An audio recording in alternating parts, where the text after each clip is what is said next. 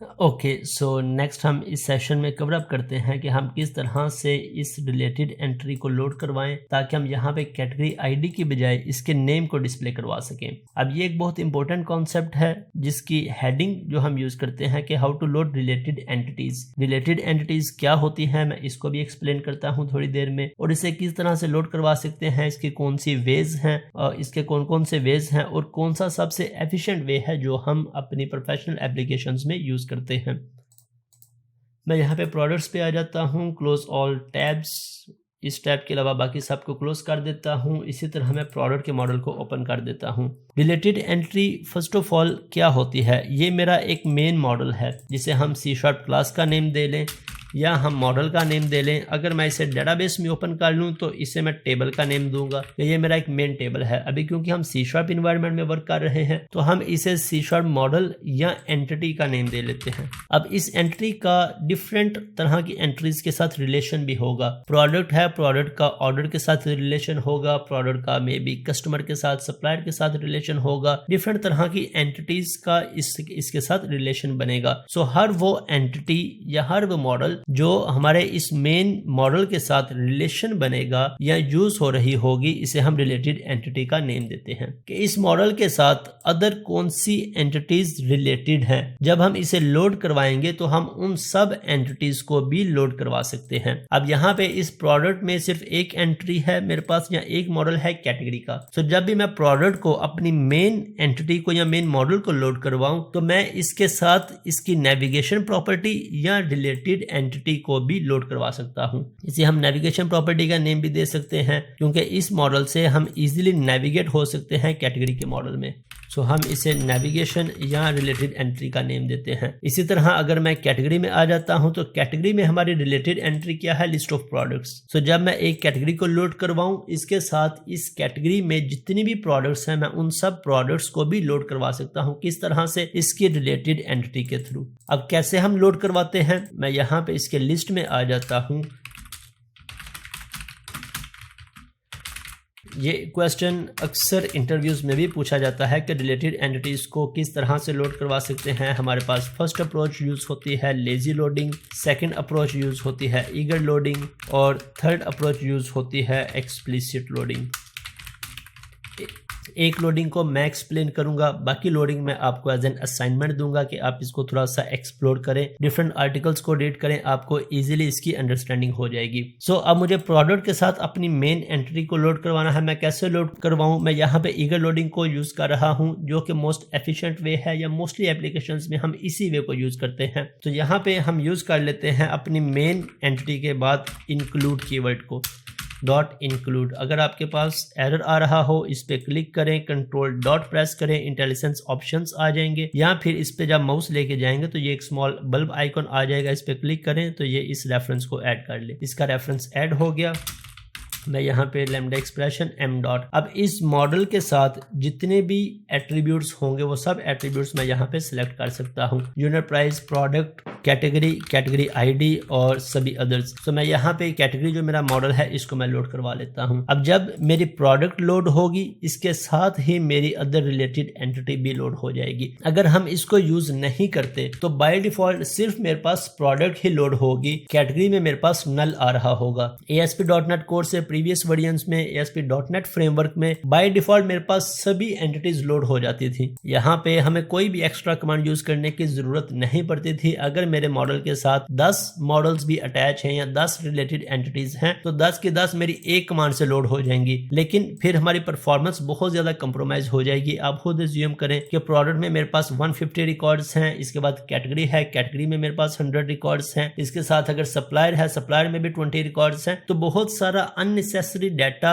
या unnecessary models मेरे load हो जाएंगे। सो अभी हम सिर्फ उस मॉडल को लोड करवाएंगे जिसकी हमें जरूरत है। डॉट इंक्लूड को यूज करते हुए डॉट कैटेगरी। अगर इसके अंदर फर्दर भी कुछ मॉडल्स हैं जो मैं लोड करवाना चाहता हूं तो मैं इसे डॉट इंक्लूड को फर्दर यूज करता जाऊंगा। लेट्स सपोज मेरे पास एक और मॉडल है जिसे मैं लोड करवाना चाहता हूं सप्लायर का, मैं फिर से यूज कर लूंगा डॉट इंक्लूड। अगर मेरे पास एक और मॉडल है मैं उसको यूज कर लूंगा। तो अब क्या होगा, प्रोडक्ट के साथ इसके मल्टीपल मॉडल्स ऐड हो जाएंगे। अब इसमें एक और कॉन्सेप्ट यूज होता है कि लेट्स सपोज मेरे पास कैटेगरी है, लेकिन कैटेगरी के अंदर फर्दर एक मॉडल है। मेरे पास प्रोडक्ट है, प्रोडक्ट के साथ कैटेगरी है, लेकिन कैटेगरी के अंदर फर्दर एक मॉडल है जिसे मैं लोड करवाना चाहता हूं। मे बी वो कंपनी हो सकता है, मे बी वो सीरीज हो सकती है, मे बी वो मॉडल नंबर हो सकता है। तो उसे मैं किस तरह से लोड करवाऊं, इसके लिए हमारे पास कीवर्ड है डॉट देन इंक्लूड।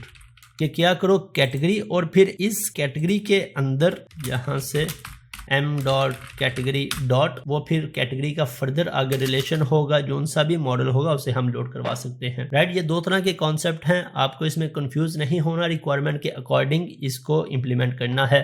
फर्स्ट क्या है, मेरी मेन एंटिटी और उसके बाद उसकी रिलेटेड एंटिटी। सो सिंपल हम यहाँ पे डॉट इंक्लूड और जो सी भी एंट्री को लोड करवाना चाहते हैं वो एंट्री मेरी यहाँ पे लोड हो जाएगी। लेकिन अगर मेरे पास यहाँ पे मल्टीपल एंटिटीज हैं, इस मॉडल के साथ सप्लायर भी है, फर्दर कुछ और मॉडल्स हैं, तो मैं यहाँ पे डॉट इंक्लूड को यूज करता जाऊंगा, तो वो सभी मॉडल्स मेरे इस तरह से लोड हो जाएंगे। सेकंड, हमने इसमें क्या कॉन्सेप्ट कवर किया कि अगर मेरी इस रिलेटेड एंटिटी के अंदर एक मॉडल है जिसको मैं लोड करवाना चाहता हूं, तो उसके लिए हम यहाँ पे डॉट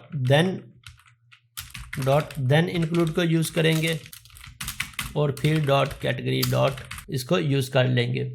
ओके, अब मैं यहाँ से इस पे ब्रेक पॉइंट लगाता हूँ, हम टेस्ट करते हैं। मैं यहाँ पे दोनों प्रोसेस को ले आता हूँ, लिस्ट 1 और ये मेरे पास लिस्ट 2 डॉट टू लिस्ट। अब हम दोनों की आउटपुट देखते हैं, उससे कंपेयर करते हैं कि क्या वाकई जो हमने इसकी एक्सप्लेनेशन अभी देखी है वो एक्चुअल में वर्क कर रही है या नहीं। ओके, मैं इसे डीबग कर लेता हूँ, F10 यहाँ पे मेरे पास लिस्ट, इसको मैं एक्सपेंड करता हूँ और यहाँ पे मेरे पास मेरे बाकी सभी एट्रीब्यूट्स आ गए, लेकिन कैटेगरी नल आए क्योंकि हमने यहाँ पे कुछ भी लोड नहीं करवाया। ओके, अब लिस्ट 2 को देख लेते हैं, मैं एक्सपेंड करता हूँ, फर्दर एक्सपेंड। अब यहाँ पे मेरे पास बाकी सब एट्रीब्यूट्स और कैटेगरी में मेरे पास further category ID, description, name आ रहा है। लेकिन एक और चीज अगर आप यहाँ पे नोट करें, मैं इसे थोड़ा सा फर्दर एक्सपेंड कर लेता हूँ, इसे सिलेक्ट किया, राइट क्लिक किया, क्विक वॉच, इसको एक बड़ी विंडो में, लार्ज विंडो में ओपन कर लेता हूं। ये मेरे पास 0 रिकॉर्ड है, यहाँ पे category ID, name, product, unit price सभी आ गई। लेकिन अगर आप नोट करें, ये मैंने कैटेगरी लोड करवाई है, कैटेगरी के अंदर फर्दर एट्रीब्यूट्स, और ये प्रोडक्ट्स भी अगेन लोड हो गई है। मैं प्रोडक्ट्स को एक्सपेंड करता हूं, फिर से इसमें प्रोडक्ट की डिटेल और कैटेगरी को एक्सपेंड करता हूं, फिर से कैटेगरी की डिटेल और प्रोडक्ट्स को एक्सपेंड करता हूं, इसमें कैटेगरीज को एक्सपेंड करता हूं, प्रोडक्ट्स। तो यहाँ पे n number of records load हो गए हैं। किस तरह से, मैं इसको थोड़ा सा यहाँ से ओपन कर लेता हूँ। ये मेरे पास कैटेगरी का ऑब्जेक्ट है, ये मेरे पास प्रोडक्ट का ऑब्जेक्ट, राइट साइड पे ओपन कर लेता हूँ। कैटेगरी और प्रोडक्ट दोनों में नेविगेशन प्रॉपर्टीज हैं। मैंने प्रोडक्ट को लोड करवाया, कैटेगरी नेविगेशन को लोड करवाया। अब इससे क्या हुआ कि इसने कैटेगरी का कंप्लीट मॉडल लोड किया। अब अगर आप कैटेगरी में नोट करें तो यहाँ पे मेरे पास प्रोडक्ट भी नेविगेशन प्रॉपर्टी यूज हो रहा है। तो इसने अगेन प्रोडक्ट को लोड करवाया, जब प्रोडक्ट को लोड करवाया तो यहाँ से प्रोडक्ट्स लोड हुई और इसमें अगेन कैटेगरी नेविगेशन प्रॉपर्टी, फिर से कैटेगरी, फिर से प्रोडक्ट, फिर से कैटेगरी, फिर से प्रोडक्ट। तो ये हमारे पास एक सर्कुलर रेफरेंस प्रॉब्लम जनरेट हो गया है कि प्रोडक्ट से कैटेगरी, कैटेगरी से वापस प्रोडक्ट, प्रोडक्ट से वापस कैटेगरी। सो इस सर्कुलर रेफरेंस प्रॉब्लम की हमें फ्रंट एंड एप्लीकेशन में इतनी खास प्रॉब्लम फेस नहीं होती, लेकिन जब हम एपीआईज पे वर्किंग कर रहे होते हैं, डेफिनेटली अब करंटली हर एक एप्लीकेशन हम एपीआईज के थ्रू ही क्रिएट करते हैं, बैकएंड पे एपीआईज को ही क्रिएट करते हैं। तो एपीआईज पे जब वर्किंग करेंगे तो हमें ये प्रॉब्लम फेस होगी, क्योंकि यहाँ पे मेरे पास n नंबर ऑफ रिकॉर्ड्स आ गए हैं। आप नहीं कह सकते कि आपके पास 10 रिकॉर्ड है, 15 रिकॉर्ड्स हैं, आपके पास इनफिनाइट नंबर ऑफ रिकॉर्ड्स हैं। यहाँ पे मल्टीपल रिकॉर्ड्स आ गए। अब इस प्रॉब्लम को कैसे हम रिजॉल्व कर सकते हैं, इसका भी एक बहुत आसान सा हल है। हम यहाँ पे सिलेक्ट कीवर्ड को यूज कर लें और यहाँ से कैटेगरी आईडी और इसके बाद name, product ID, unit price और कैटेगरी, मैं इनको थोड़ा सा अरेंज कर लेता हूँ। ओके, सो हमने यहाँ पे प्रोडक्ट आईडी को लोड करवाया, name, unit price, category ID, जो से एट्रीब्यूट्स रिक्वायर्ड हैं हमने उनको लोड करवाया। लेकिन इसका फायदा हमें क्या होगा इस स्टेटमेंट को यूज करने का कि अब हमारी सर्कुलर रेफरेंस की प्रॉब्लम जनरेट नहीं होगी, हम इजीली उसे अवॉइड कर देंगे। अब इसे एक दफा रन करके देखते हैं। तो ये एक बहुत इंपॉर्टेंट कॉन्सेप्ट है, इंटरव्यूज में लाजमी पूछा जाता है कि आप रिलेटेड एंट्रीज को कैसे लोड करवाते हैं, इसमें क्या प्रॉब्लम्स या चैलेंजेस हमें फेस होते हैं, देन सर्कुलर रेफरेंस प्रॉब्लम क्या होती है, इसको किस तरह से ओवरकम कर सकते हैं। अब अगर मैं लिस्ट को ओपन करूं, पहले लिस्ट 1 में तो एज यूजुअल मेरे पास नल ही आएगा। यहाँ पे कैटेगरी, यहाँ पे भी कैटेगरी आ गया, ये मेरे पास मेरे ख्याल से ये ऑलरेडी लोड होगा इसमें, इसलिए आ रहा है। अब मैं इसे एक्सपेंड करूं तो मेरे पास कैटेगरी प्रोडक्ट, ये मुझे एक दफ़ा रीबिल्ड मैं कर लेता हूं, इसे मैंने रीबिल्ड नहीं किया। ओके